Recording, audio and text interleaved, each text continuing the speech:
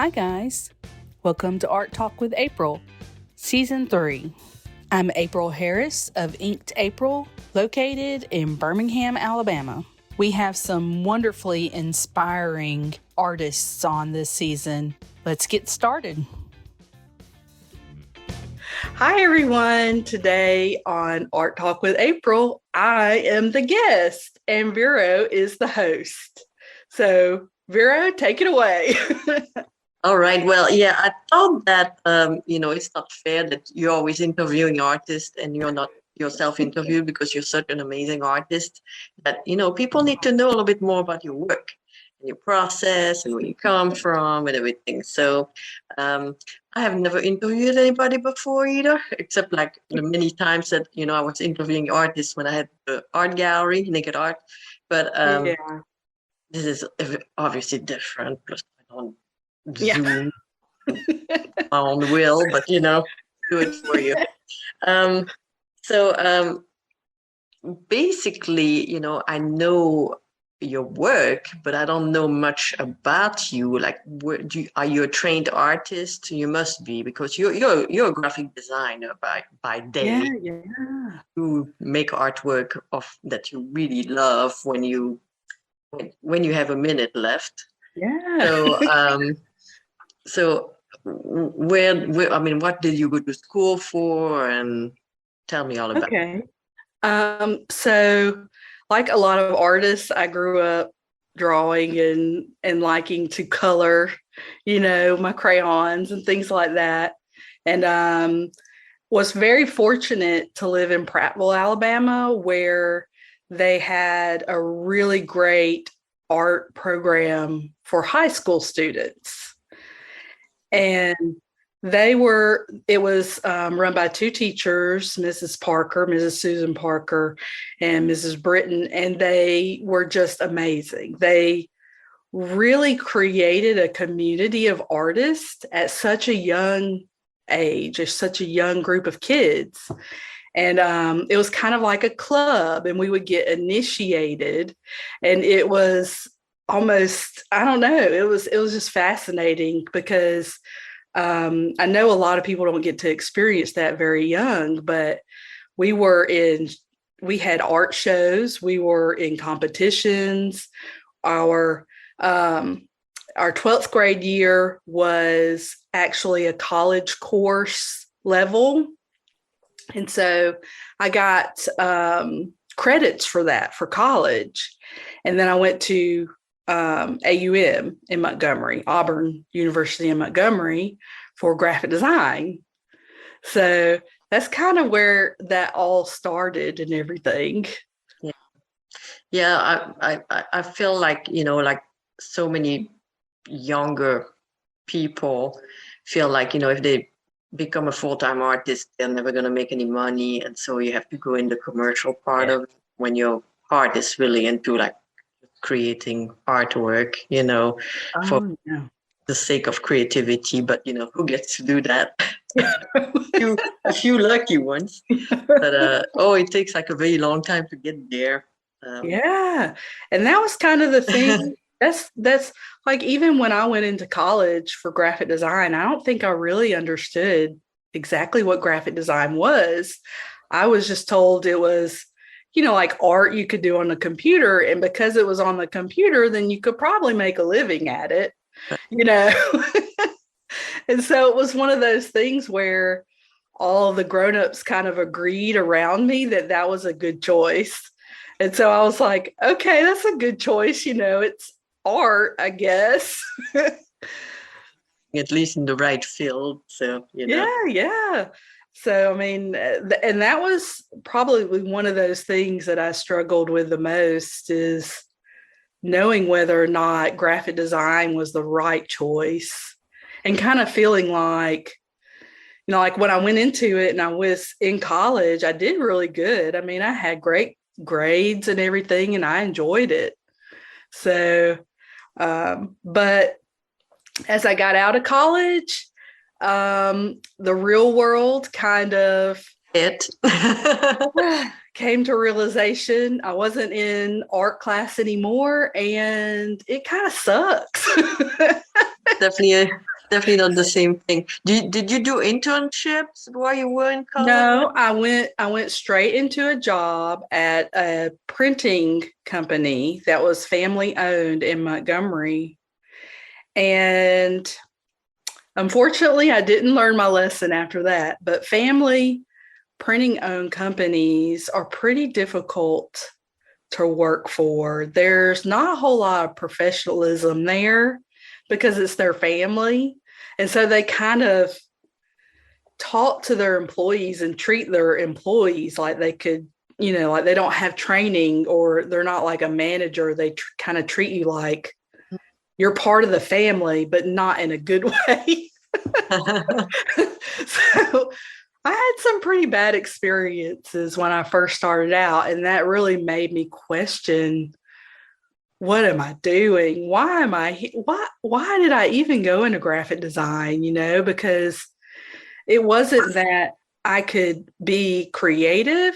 Like they didn't give me that license to be creative just because I had a degree. It was more like you were just another hand to. Yeah. Like, how to use the software, do what we say. Yeah, it wasn't challenging creatively, basically. But from there, did you decide to go freelance, or did you go work for a bigger company? Well, I stuck with it because I didn't really know what to do. It was kind of one of those things where it's pretty scary to jump out. It was also your first job, so you had nothing else to compare to. Yeah. Well, I went and worked for the newspaper in Montgomery as a graphic designer for a little while, and that was just as boring and awful. I mean, and it was cool because you could be around like the press where it was like a 3-story press, and it would print the daily newspapers, and it was just huge, and it would run all night, and then these people would get the newspapers and deliver them in their cars or whatever. And so it was really cool to be kind of a part of that and see all of that. But as far as the design was concerned, it was really truly like, you would have had the same experience in the mailroom, basically. Yeah, exactly. It was like, just do what we say. And it was more about time, like get it done in time. Right. You were on a schedule. And, what I found was that the more I kept fighting against it, like trying to think and give ideas and be creative and give solutions to things or try to change things. And it would just always get shut down. I had the same issue. And, I think it's being a new person and being a woman, a young woman. And I worked with a lot of men, like I worked in the advertising section, the creative advertising section of different advertising agencies. And most of the time it was pretty much all men, and they would just like, you would propose these ideas, which you thought was quite good, and put it down like, or, you would like finish a job and move to a different agency because I was doing internships. And you come back to visit somebody that you got along with to go to lunch or something, and you see your idea on the wall, but like they redrew it, Oh, no. So you're like, okay, it wasn't a bad idea. At least I'm glad about that. It was just, because the competition was just ridiculous.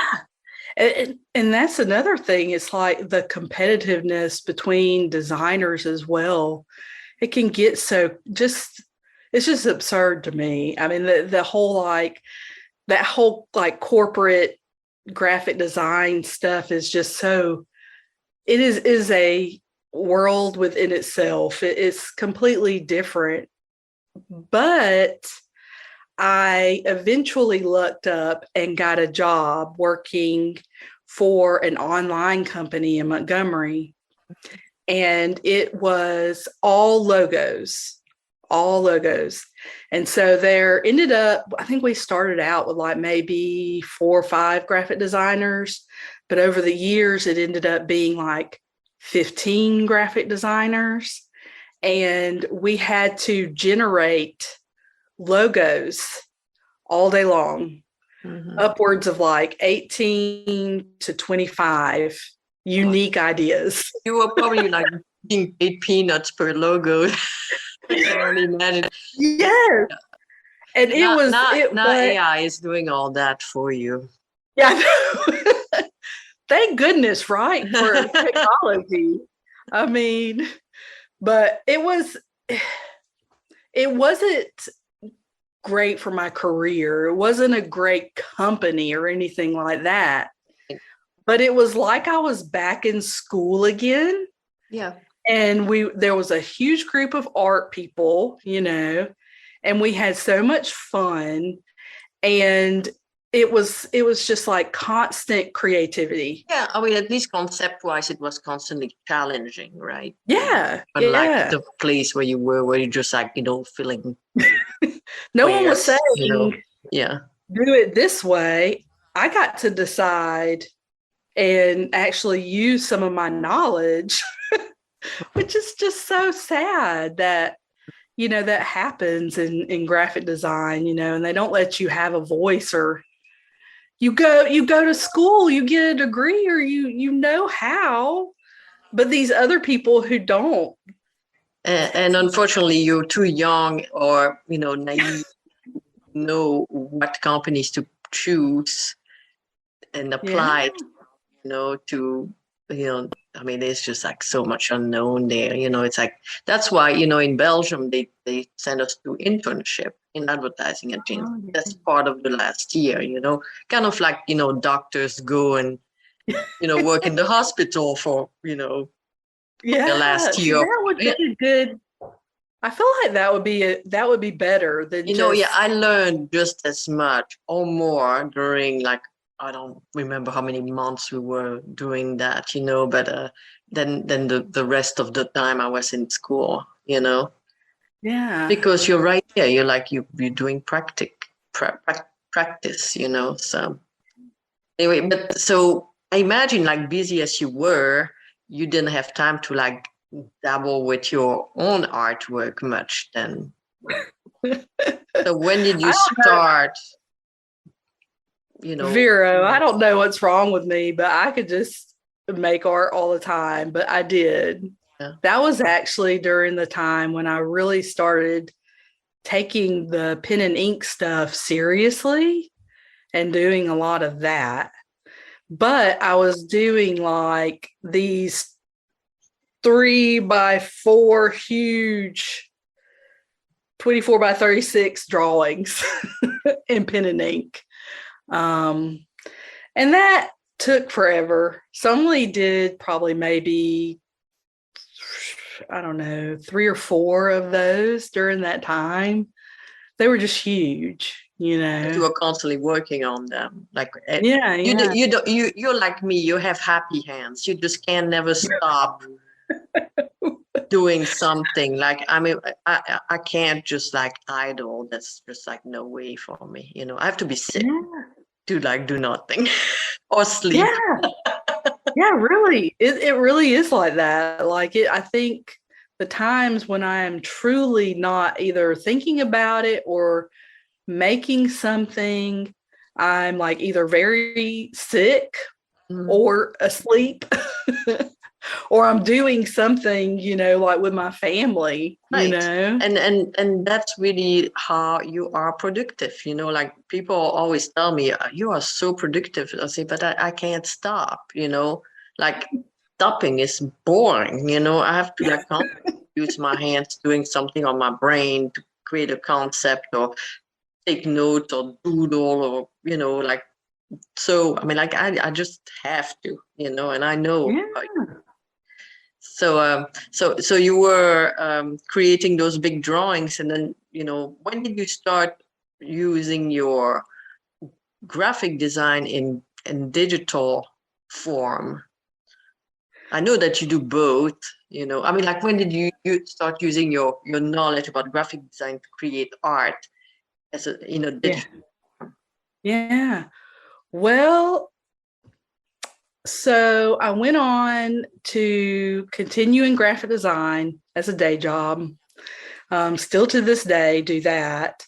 But you're now a freelance, right? No, I'm not Oh, freelance. okay. I didn't know that. I do work for a company, but it's like I worked for so long that eventually I have a say so. So do you have like you're obviously working from home, right? Yeah, yeah. So do you have like a 9 to 5, or do you have to? Yeah, it's flexible. And so basically, I work with a team of people for that work in a corporation, and I'm their graphic designer. So the team that I actually work with is only about, I want to say 8 to 10 people. And because they've hired more people, I'm not really sure, but I focus on them and their thought leadership. They do a lot of writing about things like AI. And I have to do the graphic design that, kind of explains these technologies and, I can't do that yet. They still need a real human. yeah, yeah, they still, I'm like, they talk about it and they write about AI and they talk about all this stuff that's going to happen, but then they're turning around and I have to make it. You're the robot. I have to make the graphics, but I get to make decisions. I'm supposed to think. It's like part of my job to bring ideas to the table. So is it sufficiently creatively fulfilling? Yeah, yeah. And so That's I'm good. like, I'm able to come up with things and like do video animation if I choose to, or do an infographic or whatever. But I am literally required to think. It is part of like my job That's great. description. Yeah, because like it really takes a special person to be able to do that. The people who have it, it's sad to not use it. Like I do a lot of concepts. Yeah. Some things, and people like rely on me to come up with something. They're not going to say, "Oh, you just draw like this fish playing ball or something." That's what I want. No, they say I have this idea, but maybe do something like that, and then I send them like a a sketch of a pencil. I say, "Is it about that you want?" They're like, "Oh my god, that's great!" That's what I couldn't come up with. And then you do the final. So I imagine that that's kind of what you do. You create a concept. Of course, you work on the computer from zero to. Yeah. Yeah. I don't do that. I yeah, I mean I could do it by hand, which not a lot of graphic designers could do necessarily. I think a lot of people go into graphic design and they don't necessarily know how to draw or paint or do any of that. But I could if I wanted to, like I could do my own illustrations for my designs if I wanted to. But of course, it's always about time. There's always like a deadline kind of thing. And that I'm fast, but I'm not that fast. So you feel like you're faster on the computer to create? Oh, yeah. Okay. Because for me, I'm faster drawing it than I am on the computer. I really like draw the piece and then I take it to the computer. If it really has to be like a logo or something that with vectors, then I color it in there. But the least I have to do on the computer, the better it is for me. Because I work with like, ancestral graphic design tools. So, Yeah. Well, that's probably what I learned on, honestly. Like I think about it all the time. Like I went to school for graphic design and I learned on computers and software, none of which anybody uses anymore. It doesn't exist. It's all old technology. Yeah. Everything changes, And for a long time I used a like a Wacom tablet with a pen. Yes. And so I could draw on that and then draw on the computer. And that was really cool. Mm. Um, but then when I got my iPad, everything changed. I mean, being able to draw directly on the screen is just like the ease of it is just amazing. I love it. And I didn't think that I necessarily would, Right. but Yeah, it it doesn't was, appeal to me either at all. I've never tried it, but yeah, thinking that like you don't scratch paper. I don't. It just yeah. doesn't Well, seem like. they actually make iPad screen covers that mimic paper You're kidding me. and the feeling of paper. Are you trying And to sell it to me? I went I went straight to Amazon and got some paper. It's called like paper like paper made or something. But it is so cool because it really makes your screen, instead of it being slippery. One time I'm just gonna And have to come visit you and try it. yeah, I want to man. see. I want to see in 3D what this is in 3D. Like, And I'm able to draw at like 16 by 20, 400 DPI. wow. And so like it could like great resolution would be 300 DPI. And I'm doing 400 so that I could make it even bigger than that if I wanted to, but also go smaller. And right now, I think the thing that I kind of struggle with is I get too detailed at the 16 by 20. Yeah. And then when it goes down to like a 5 by 7, a lot of that work, the time that I put into it just kind of fades away. Like it's there in the file, but when it's printed, you're not going to see every line that I made and that kind of thing, which would be similar to like doing cross hatching Yeah, and scanning it and then printing it smaller. makes sense. So that's one of the things I struggle with is I think spending too much time in the detail when it doesn't really have to be, you know. Yeah, you are definitely OCD about it. I'm OCD.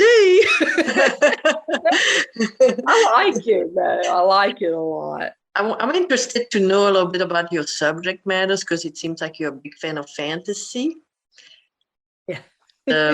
So what inspires you every day to like, how do you pick a subject? My ideas, I pretty much kind of stick around like nature and women, like birds and trees and hearts and things like that are kind of like a baseline, you know, that I really enjoy drawing those things into my work because they have meaning to me outside of whatever it is. So then at that point, I usually do a bunch of thumbnail sketches all the time. I have thumbnail sketches on my iPad. I have thumbnail sketches in little notebooks and sketchbooks and things. So whenever an idea comes to me, I just sketch it out. I do a little sketch and just keep ideas. And the ideas just grow and grow and grow. And I have like, I could probably, start 100 paintings at one time if I wanted to, but I've had, years of ideas that have piled up. And then on top of that, I really like the fantasy stuff. Like I like Brian Froud. Are you familiar No. with him? So he worked with Jim Henson on several movies in the 80s. The Labyrinth and The Dark Crystal. I'll probably know about him then. I just don't remember his name because Yeah. I watch like the documentary and all that Yeah. stuff.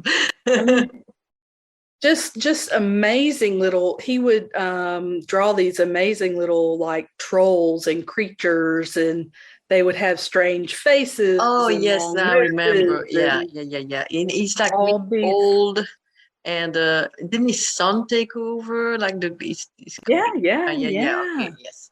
The whole family is in on it, right? They his wife does Like he worked on the remake of the Black Crystal or something. Oh, was yeah, it? yeah, yeah. Yeah. And so I really love like that kind of, but that sort of darker kind of fantasy, Dark fantasy. strange, yeah, strange kind of make believe worlds.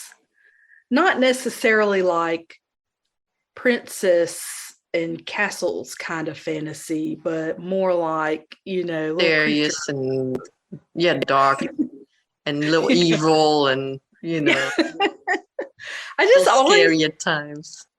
kind of liked that darker aesthetic. I don't know why. It's not that I'm particularly dark like my grandma studio here.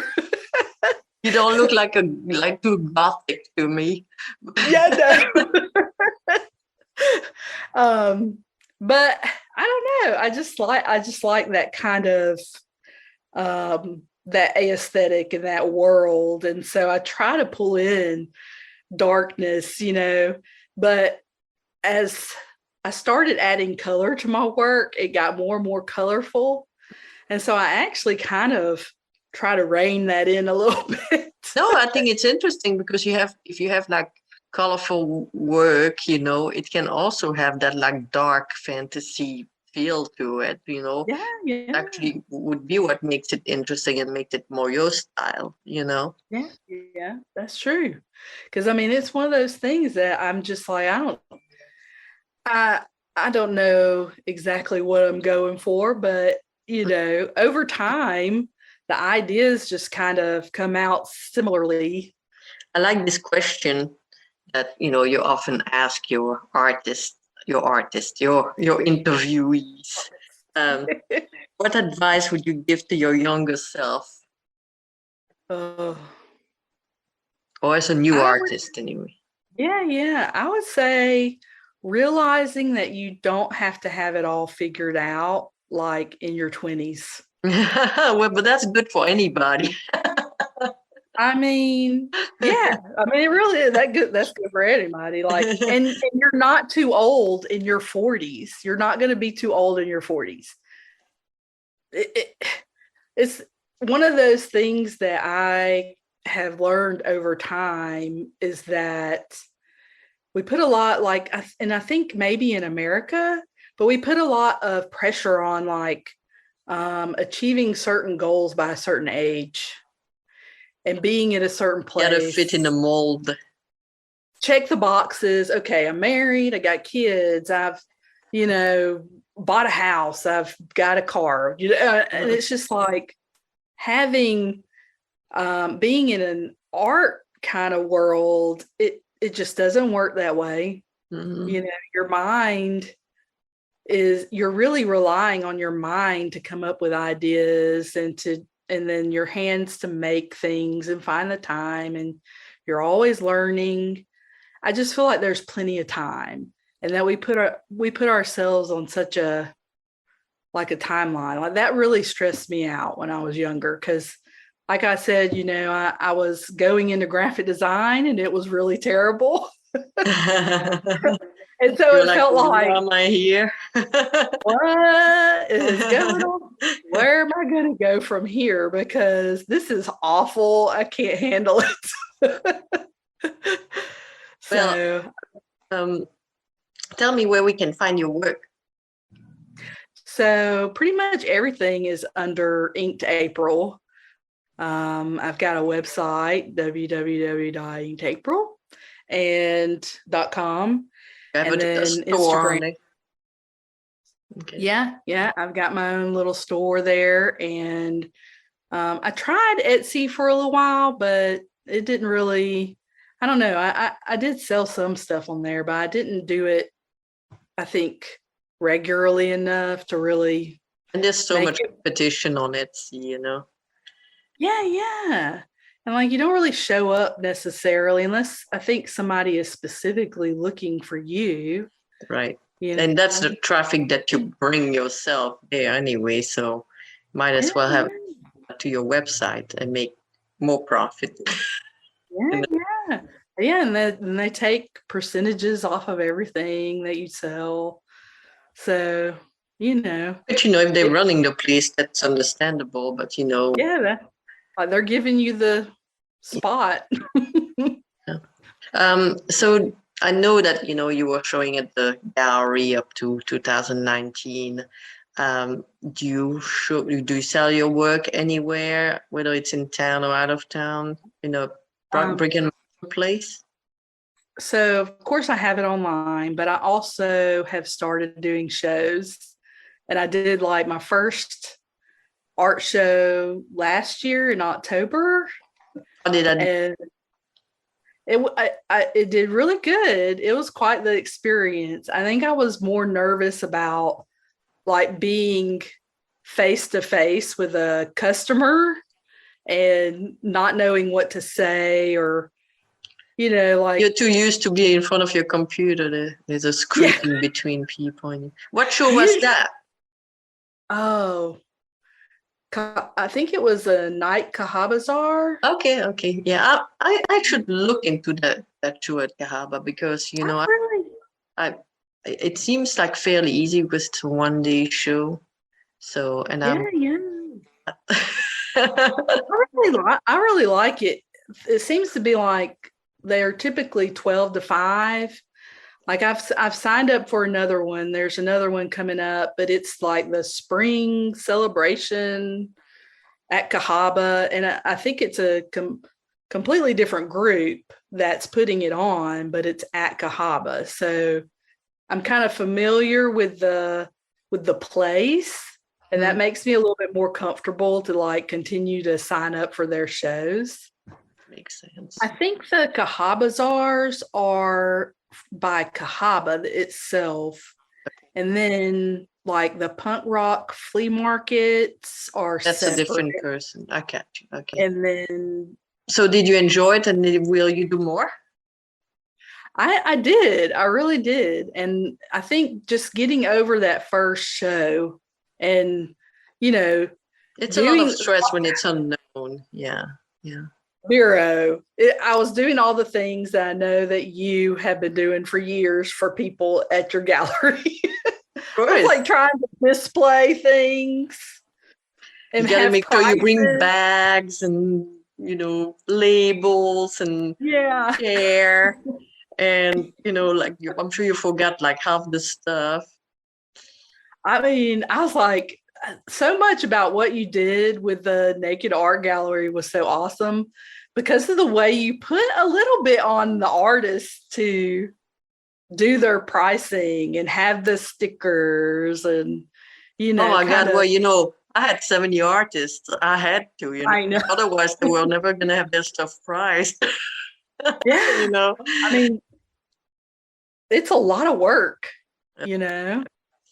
Like you'll spend all day just doing that. And then you don't run the rest of the show, including Yeah. social media and keeping the gallery open and cleaning the toilet. Anyway, Decorating the toilet with the installations. No ew, kidding. preparing for the art shows and Yeah. so glad I'm not Oh, doing this anymore. That was too much work, man. I can't. I it you don't is. know how simple my life is today. I know. I do kind of. I feel you. I feel you. I think just doing it for yourself for an art show is a lot of work. Doing it for 70 is insane craziness. Well, you got more I mean, shows coming up? I do. I've got that spring celebration.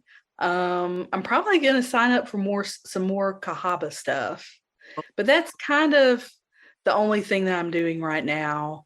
I'm just trying to take it easy and not get too overwhelmed by it.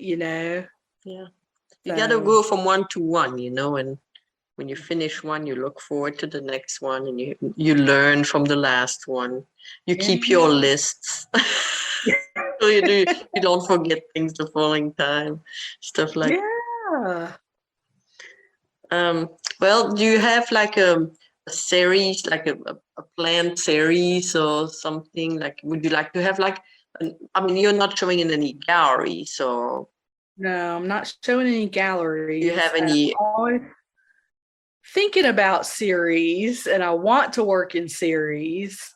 And I've got a few sort of planned and started, Right, that's good. but I'm still doing kind of the traditional stuff here and there. But I've started putting my work on panels and using watercolor ground on the panels. So I do the watercolor on the actual wood and then add ink on top of that, so experimenting here and there still. So That would be fun. yeah, there's a couple things that I follow, and I've gotten onto some newsletters or something where people send out, like I've been following a lot of like women's associations and things like that Yeah, that are yeah. geared specifically towards women artists. Gives you a And better chance because there's so many men artists out yeah, there. yeah. You have And like I make don't know.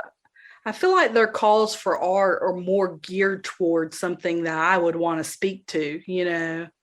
So those are really interesting. So I mean, maybe eventually. Hmm? Well, you have to share that info with us. Yeah, absolutely. Notes. Um, so who is your favorite artist or who are they? um, I I have a very, I don't know, eclectic interest in art. I like a lot of different types of art. So one of my favorite artists is Georgia O'Keeffe, Mm-hmm. but I was thinking about it the other day, and I'm not sure if it's because of her biography and who she was versus her art, because I think I liked her life and when she was living and when she was making things and kind of what she overcame to be where she was. So, like, she was working a lot with some very, famous American artists and things in New York in like the 1900, kind of Well, timeline. it's not just about the art that this person makes. It's also about who they are. Yeah, That's yeah. that's what defines their art so much. What they decide to create, what influences them through their life. So I think it's probably a combination. Yeah, absolutely. Because I mean, I love flowers. I love nature. She did a lot of that. I like Beatrix Potter a lot. She does a little bit of the fantasy watercolor illustrations with the little characters and animals and stuff. And I like her life story as well, her journey that she went through as far as doing that. And then, of course, I like a lot of the pop surrealists. I've got like some Caitlin Hackett on my wall back there. It's like the Mad Hatter and then one of the characters from the Brian Froud movie, and I just like that kind of stuff. They're kind of dark, but they're not too dark that they would scare my kids. Always a little surreal. Yeah, Yeah, yeah. that's cool. So I think that's some of them. Well, one more question. Do you have any advice to give to others, to other artists, according to all your experience and your, everything and all that, Yeah, that like inspire them? yeah, other than the whole like not having to have it all figured out so early, but also just try different things. Mm-hmm. Like you don't have to stick to one thing. I And you can strongly believe in. experiment. Yes. You Yeah, can it's experiment and try it. If it doesn't work for you, you can do something else. I mean, don't freak out if you don't have it all figured out. I guess. yeah. Plus, nobody else will see it. You're just there in your studio working on something like, oh, that looks like shit. Well, nobody needs to see it. Yeah. And that may Yeah. open also new doors to like a whole new career of creativity that works and fits so much better for you. So And things don't have to be perfect, like just getting started and getting out there no and not artist. like waiting, like it has to be perfect before I show anybody. That doesn't really exist, I don't think. Perfection doesn't exist anyway, so Yeah, like what's perfect to me might not be perfect to somebody else, I mean, so that kind of thing. I think I think it all comes around like anxiety and believing in yourself and taking first steps and it makes a lot of sense to talk about self-confidence, because it's amazing how when you put something out there, it's your creation, so it's kind of like your baby, part of you, and then it's gonna eat, maybe you'll get criticized, and that's gonna hurt you, just like somebody criticized yourself, and you have to learn to be, tougher, and to just be like, well, everybody's different. Everybody, like, art is so subjective, one person's gonna love it, one person's gonna hate it, or the person who's gonna hate it, it doesn't matter, because there's plenty of people that will love it too. If everybody loved the same thing, there would be one artist on earth. Yeah. That would not help us. I know. So it's a good thing that people criticize your work, But I mean, I think, a lot of younger artists, they're looking at like the best that people are putting out, like you're not really seeing the work that goes on behind the scenes when it comes to like social media and the web and everything. So social media is such a muffle of like kindness. No, I mean, like, yeah. people can be quite mean too, but I'm saying, yeah. people are like just like liking way more things that they really like, I mean, like it puts you like in this real world of like, thinking that, everything is so artificial, and Yeah. you're right. People need more contact with humans, or 3D, see people in 3D. Although, that may not in the metaverse or because like if it's no, never mind, that wouldn't work, because we're too far in the future already. Yeah. Like in blood, and how you say, like in the in French we say in blood and flesh, in bone flesh and blood. Yeah. flesh and there. That's what I meant. Not 3D. Yeah, I mean, like, and going and doing the shows was really showed me how much it meant, I think, to actually meet people who were buying things, and interacting with them. And I was so scared of that. But that was actually the really good part, to be able to connect in real life. And yeah, it's pretty wonderful. And what people say, like, of things that you've posted, that they may not even mention, they may not everybody comments. Like, what's the percentage of people who comment on, something you post? And then when people start talking to you, you have no idea how many people see your stuff. You're like, oh, all these people see my stuff, and they never even commented once on it. People don't. They just look, and then they're like, oh, they just keep it for themselves. And then when they see you, they're the first one to tell you. I was like, well, I guess it's good. A lot of people see my stuff. Yeah.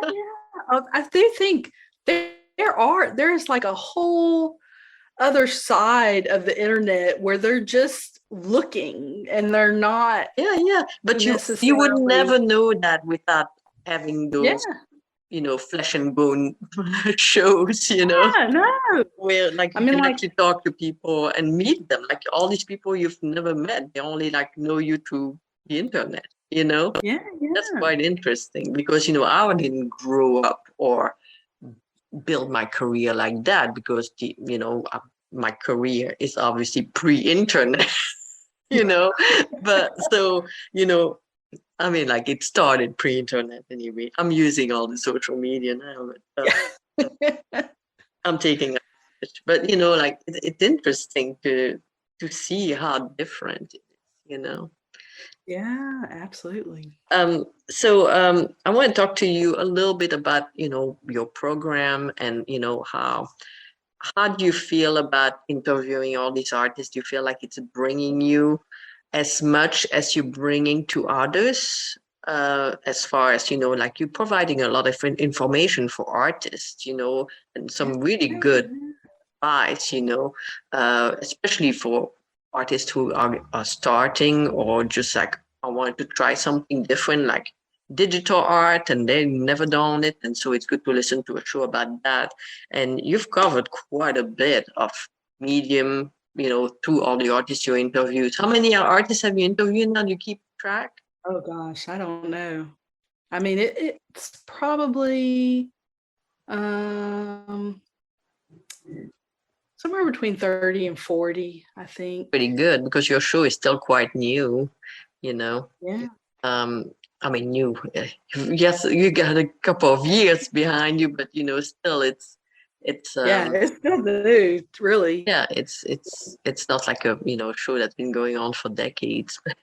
But Yeah. you still enjoy it, and do you get as much out of it as the artist that may be listening or are interviewed get out of it? Yeah. I mean, it's really funny. I started it on like just the spur of the moment, and I wish that I had thought more about the name of it. I was just like, nobody's going to pay attention to this. It was just kind of one of those things that I just, you know, thought, let me try and see who will talk to me. And so I started reaching out to people. And then I also did like a call for art, but artists, but I think my intention was to support others and sort of like give back to community. And because man, it's hard being an artist and not knowing if anybody sees you or is interested or cares. So I was trying to be encouraging and supportive of other people. And Well, you're definitely um, doing that, and that's great. I mean, you are doing something really good for the art community. I hope so. And you're interviewing a lot of locals too, which is Oh yeah, yeah, yeah. And I mean, like I know I haven't spoken to nearly, you know, just a small portion of never run people that out. I mean, but see, like we could check back in later. How's life now? I mean, I think the one thing I didn't expect is for it to give back to me. Mm-hmm. Like for me to be able to network with other artists and be inspired myself. Because I mean, I get inspired by all kinds of things, but I think talking to people and really understanding like where they came from and what their journey was and what they went through, it meant a whole lot to me to get to know, what was behind what they were sharing. And so it ended up being a really great thing for myself as well. But I'm enjoying it. I still find it very interesting. But that's good because I was like, I hope she still loves it because it's a really good thing she's got going on. There's still a lot of artists out there that need to be interviewed. I mean, there's quite a bit of work on the behind the scenes Oh, as the far as editing, I imagine, doing is like murder, right? editing and like remembering to share, and like I try to like post about an episode a bunch beforehand, hopefully not irritating everybody, but trying to do my job. Well, yeah, that's how you get attention. You gotta Yeah. post every day. And my thing is like to one post a day, Yeah. minimum one post a day. Sometimes I do more, but I have to do one a day, and sometimes I get lazy and don't. But I try to stay very regular about that. Yeah. That's how Same. you keep people interested, and that's how you stay up there in their feed. So. Yeah. And it's for me too, another part of it and another side of it that I know not a lot of people realize is that I do similar things for my day job. Right. So I'm doing, like, I have these executives that I'm doing they do interviews and I edit them and that kind of thing. So I do a lot of this for my day job. For me, it's like another way to learn without it being attached necessarily to my job. So I'm kind of being creative in my own way through it. But at the same time, I hope you enjoy it enough to do all that editing and everything, because like I didn't have an artist page until I quit the gallery, because I just couldn't. I had to post so much for the gallery page. Yeah. Because it is just too much. It's a lot. I mean, you have to think. You do kind of have, it takes up a bit of brain space. You've got to put so much thought into, okay, what should I post today about this artist? Yeah. But I'm enjoying it enough that it is adding something back to me, and I really, really hope that people enjoy it too, and are actually learning and listening. When there's interactions, that's when it pays off. If you get interactions. Yeah. So worth it. So. Yeah. Is there anything you'd like to add? No, I don't think so. I mean, you talk enough. Yeah, thank you, Vero, for offering to do this. Oh, it's my pleasure. I'm glad you finally got your episode just for you. Yeah. It was a little nerve-wracking, I was a little scared. It was okay. It was okay. You did wonderful. Thank you so much for listening to this episode of Art Talk with April. For more information on this episode, join the Facebook group, The Art Lounge. Please subscribe and share. See you next Tuesday. Hope you have a great week.